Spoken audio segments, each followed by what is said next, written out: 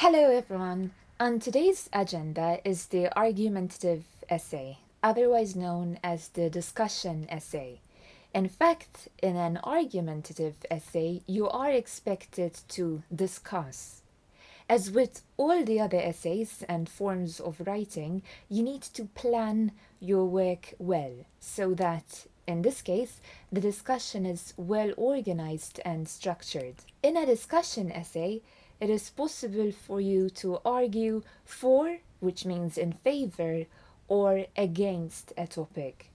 But you may decide to remain neutral, which is fine. In any case, make sure that you present both sides of the argument, as otherwise you will make your essay look biased. Now, biased is an adjective which means that you are not objective, you are siding towards an argument and you are not presenting the facts from both sides, and that will lose you marks in an essay. I'm sure you have heard many English teachers, including myself, saying that you should first start by making notes and writing down a plan before beginning your essay. It is imperative that you get used to starting your essays with a plan.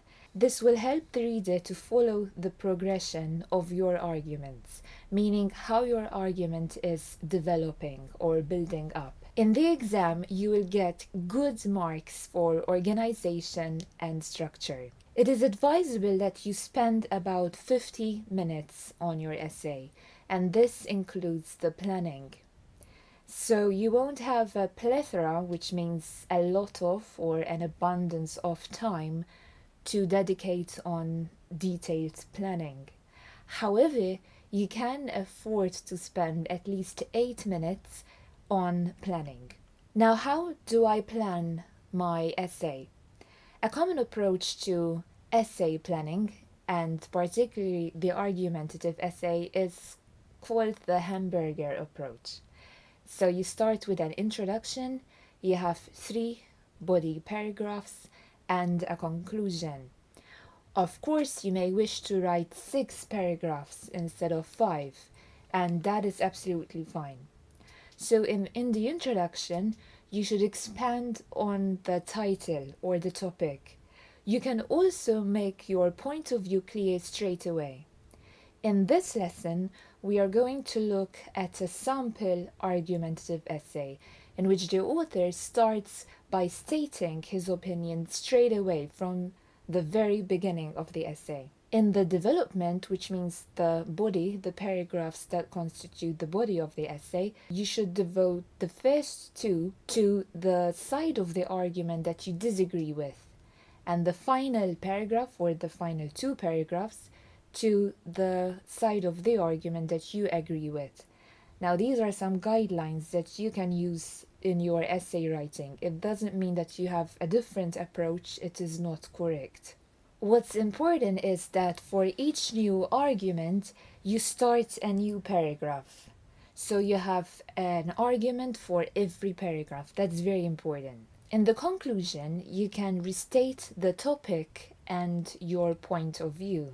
Something that you shouldn't do in the conclusion is to introduce a new argument. I sometimes find myself doing this as well, because as you're writing, you start to become more familiar with the topic, you start getting more ideas, and you want to include these in your essays, all of these ideas. When or if this happens, try to go back to the plan and see where you can fit in this new argument. If it's going to move your essay into a different direction, make sure that you can still wrap it up at the end and that your essay doesn't go out of point. Now, if you're not sure where to fit this and you see that what you have in the original plan is sufficient, meaning it's enough, then unless with this new argument your essay will become really good, you may wish to consider excluding, leaving out this new idea and go ahead with what you have planned initially. How you set about planning your essay is obviously a personal matter. You can start jotting down ideas as they come into your mind, and they may not even follow a logical pattern of development. At this very initial stage, it doesn't matter. After a few minutes, you'll probably start getting a better feel for the topic, and you can start organizing your notes, maybe those which were random, into a paragraph scheme. And once you have worked this out, you can start organizing the ideas a bit more logically. You will have a sample of an essay, an argumentative essay, along with its plan, which you can download and read along with me. Here's an example of the essay that I have planned for you, and this was done in 50 minutes, including the planning. So it's something which you should be able to do in the exam. The title is the following: a major cause of juvenile delinquency is the increased lack of discipline at school, at home, and in the community. Do you agree? Now, first of all, make sure that you understand the topic. What's a juvenile delinquent? Juvenile relates to young people under the age of 18, and a delinquent is someone who engages in some sort of criminal act or illegal activity. Usually it's a minor illegal activity, not a murder. I'm going to start with the introduction that was written for this essay. The most common conduct disorder during late childhood and adolescence is juvenile delinquency. A child born in a subculture where it is not only permitted but encouraged to steal is likely to become a juvenile delinquent. To this child, stealing will be part of the normal way of life. It will be an activity justifiable in the eyes of the other members of subculture. This already shows us that the major cause of juvenile delinquency is the increasing lack of discipline, in this case, at home. As you might have noticed, the writer's opinion is stated straight away. He feels that the deviant behavior of youths is due to poor discipline at home. So there is also the mentioning of the subculture.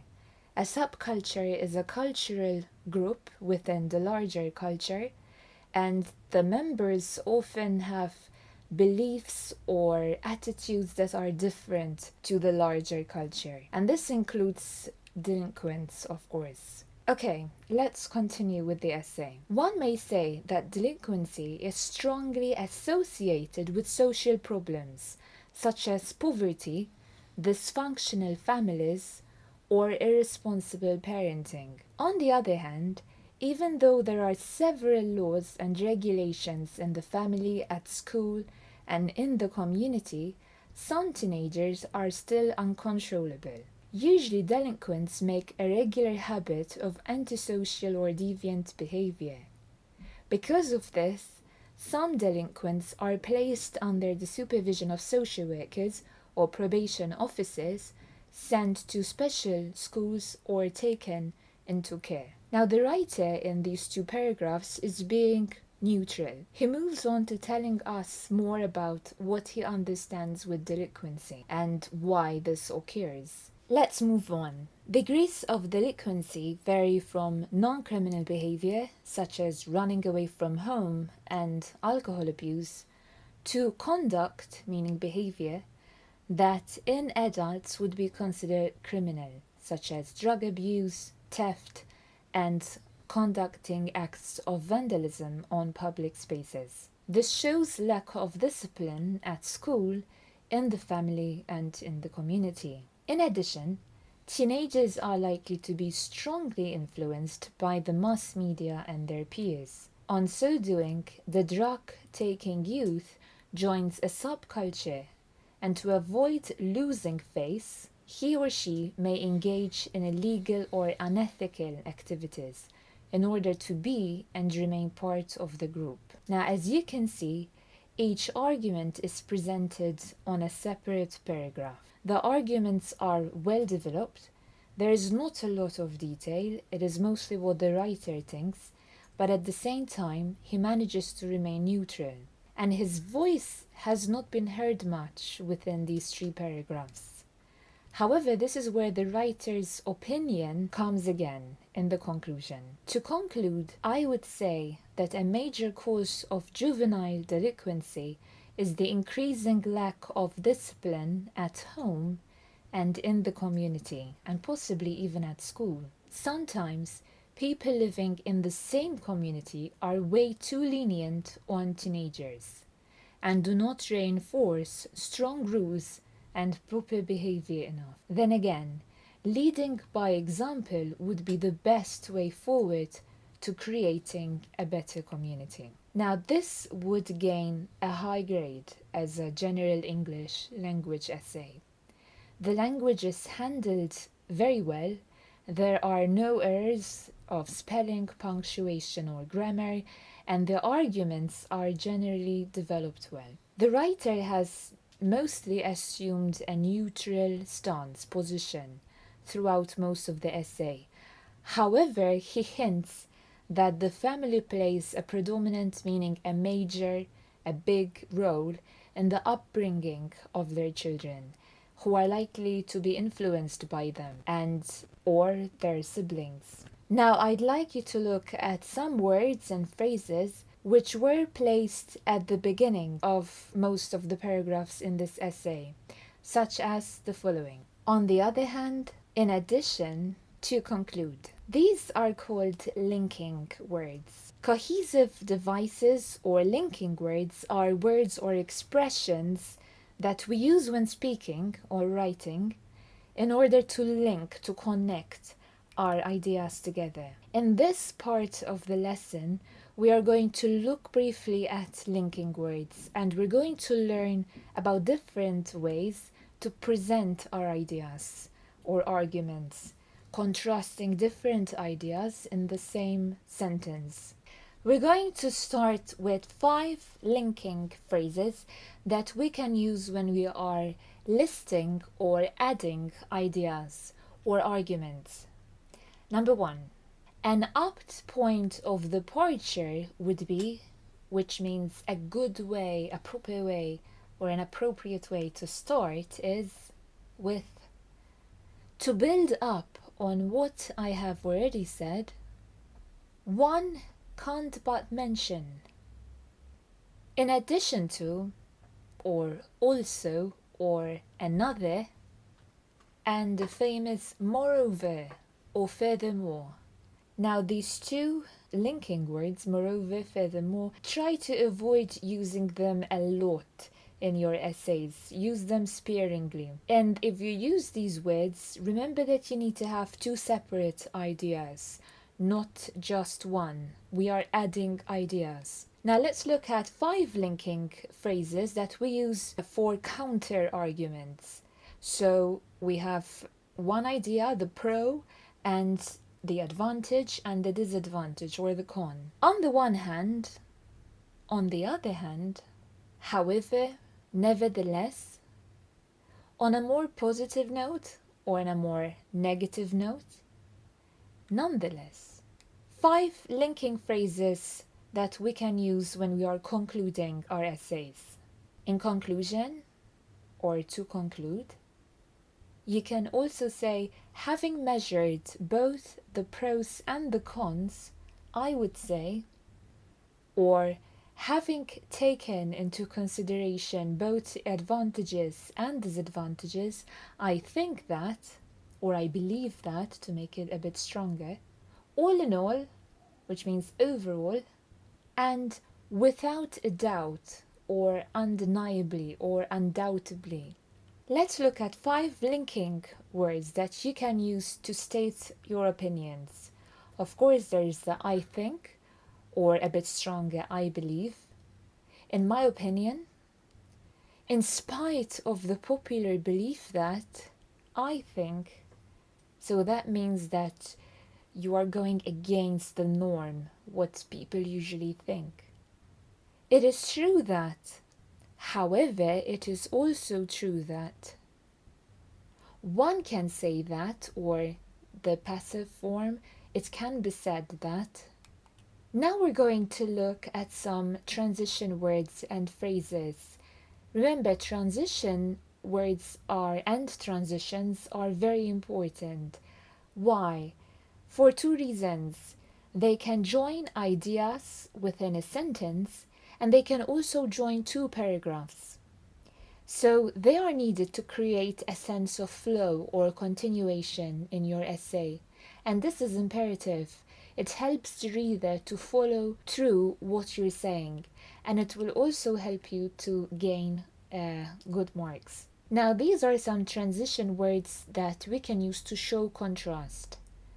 Though, although, and even though. There's no difference between though and although. Though is slightly more informal, and you can use either one at the beginning or in the middle of the sentence. However, normally we put though at the end of the sentence, and as I said before, this is more informal. Meanwhile, we use even though to show a contrast which is stronger. The emphasis is placed on the expectation. So the beginning of the sentence has one idea, but the second idea is different. Let's look at some examples.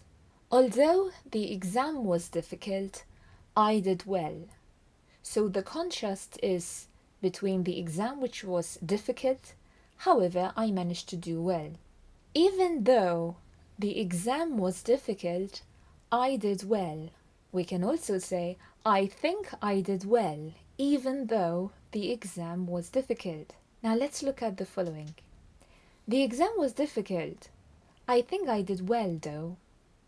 So the latter, the last one, is used more in speaking, and it's more informal than although or even though. Let's look at two more examples. Although some people like to go to parties at the weekend, I prefer to go to the cinema or a restaurant. Even though most of my friends prefer waking up late, I'd rather wake up early. Now we're going to look at two prepositions which can also be used as transition words and which are commonly confused. These are despite and in spite of, and they can be used to show contrast, and they can also be used interchangeably. A common mistake is that some students add a preposition to despite, for example, in despite or despite to. Now remember always, despite, one word, in spite of, three words, despite, in spite of. And we use these normally with nouns. So despite the advantages of living in the city, I prefer living in the countryside. Or in spite of, remember, despite, in spite of the advantages of living in the city, I prefer living in the countryside. Let's move on to these three words, during, while, and meanwhile. They all mean at the same time or in the middle of another action. However, we use them differently. We use during with a noun. So in a sentence, there must be a noun after during. I was at the cinema, and during the film, my mom phoned. Now look at the following. While I was watching a film at the cinema, my mom phoned. So we use while with a verb. During and a noun, during the film, while plus the verb, while I was watching. Now what about meanwhile? Is this the same thing? This also means at the same time, but it's used to talk about two completely different subjects. You can set the table. Meanwhile, I'll start making dinner. So we're talking about two separate actions that are yet happening at the same time. Okay, this was a quick overview of some important linking words and transition words that you may find useful in your essays. You can do a short quiz, which you will find at the end of this lesson to practice using linking words and transition phrases. Now, let's go over 4 main points that you need to keep in mind when writing an argumentative essay. Number 1, do not worry about the point of view or the stance that you decide to adopt for your essay. The examiners, of course, may not totally agree with your point of view, and that is fine. What they are looking for is clarity of expression, ideas, and organization, that you have planned and structured your essay well. And these are qualities that you must try to develop as you progress through your course. Point number 2. The introduction and the conclusion do not need to be the same length as the other paragraphs. The main purpose of the introduction is to define the terms of the question and, if necessary, to explain the approach that you are taking or the side of the argument that you are taking. It only needs to be a few lines long, and the same applies for the conclusion, the purpose of which to wrap up, to summarize the arguments with a final and definite statement. Make sure that you do not introduce anything new in the conclusion. Also, you may end up losing a lot of precious time in an attempt to create an impressive start to an essay. With this type of essay, the argumentative essay, it is far more important to get quickly in the body of the essay after a short introduction, because the core of the essay is basically the quality of your thinking and planning. So that has to do with the way you structured your essay and developed your thoughts. Point number 3, spelling, grammar, and punctuation. These are very important. Proofread your work, which means that you need to check your work for grammar mistakes, spelling and punctuation mistakes to the best of your ability. And make sure that you are consistent. So if you write, for example, analyze with an S, which is the standard British English version, and later on you write analyze with a Z, which is the American English version, then that would count as a spelling mistake and you are likely to lose marks. So again, make sure that you are consistent throughout. And the final point, point number 4, it is better to use simple English than complicated language badly. You will still do well if you show that you are able to communicate your thoughts well, that you have developed your arguments well, and that you have structured your essay without using complex or bombastic words. And if you do use some complex words, make sure that you are using them in the right context, as sometimes words have different meanings depending on how you're using them. Thank you for spending your time with me, and I hope that you have found this lesson useful.